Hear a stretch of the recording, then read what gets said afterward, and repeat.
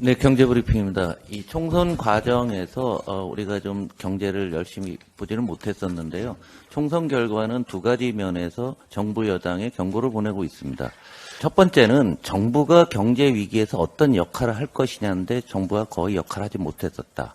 두 번째는 가까이에는 물가 오름세의 심리를 잡지 못했다라는 것이 두 가지가 지금 우리가 민생 논의를 할 때 정부 여당의 실패라고 생각합니다. 물론 민주당은 여기에 대해서 지속적으로 문제점을 제시를 해왔고 대안을 제시해 왔습니다. 이런 측면에서 가장 잘하고 있는 게 미국인데요. 우리 총선 과정 속에서 미국은 경제가 너무 좋습니다. 좋은 이유가 뭐냐면 미국이 경제가 좋은 게 아니라 미국도 양극화가 심합니다. 정부가 어마어마한 역할을 했던 거죠.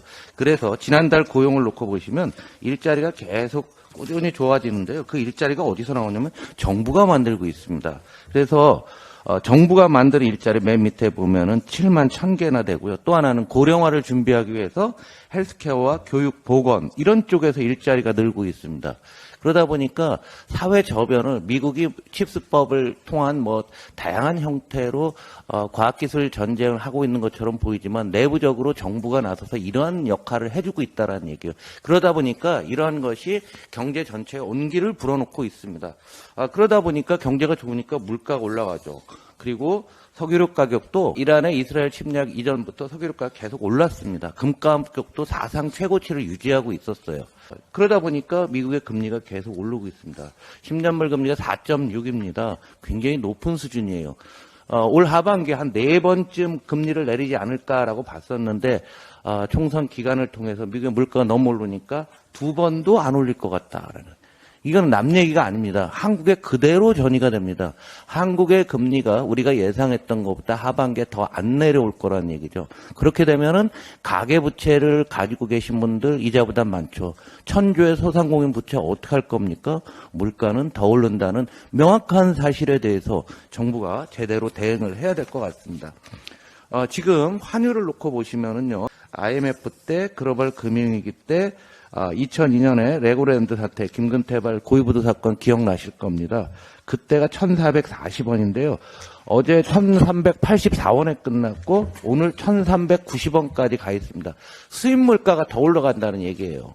그러면 지금도 물가가 높은데 수입 물가가 더 올라가니까 물가 잡기는 어렵고 금리는 계속 높으니까 올해 경제의 기본 전망들이 다 바뀌어야 된다라는 얘기입니다. 지금 물가 뛰는 것을 살펴보시면 모든 원재료 가격들, 식용유, 설탕, 된장, 카레, 우유 안 올라가는 게 없죠. 모든 것이 다 올라가고 있고요. 이것이 서비스로 전이가 되면서 오늘 언론에 봤더니 치킨, 버거 값도 올랐고 만두가 12,000원, 콩국수 16,000원 이런 기사들이 나오고 있거든요. 달리 얘기하면 물가 오름세 심리가 어마어마하게 확산되고 있다는 겁니다.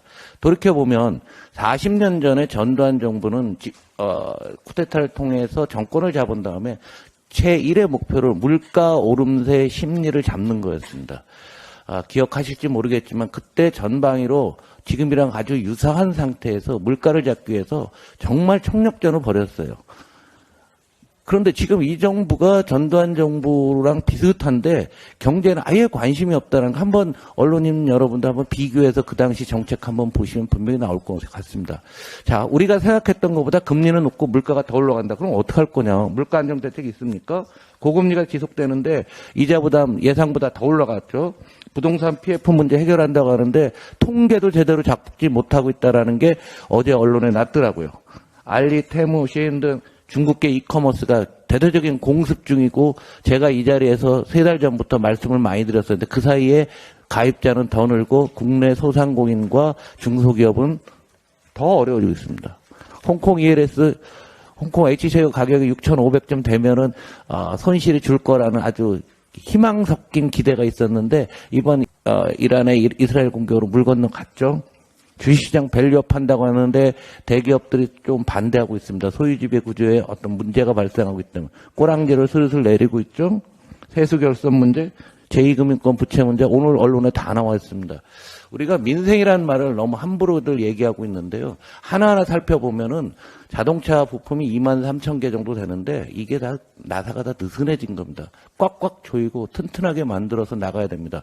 오늘 윤석열 대통령의 국무회의에서 발언이 대단히 관심이 집중되는 이유는 과연 어떤 시각으로 경제에 대한 민생에 대한 얘기를 할지 경제적 관점에서도 매우 중요한 이런 상황이 될 것 같습니다. 이상 경제는 민주당이었습니다.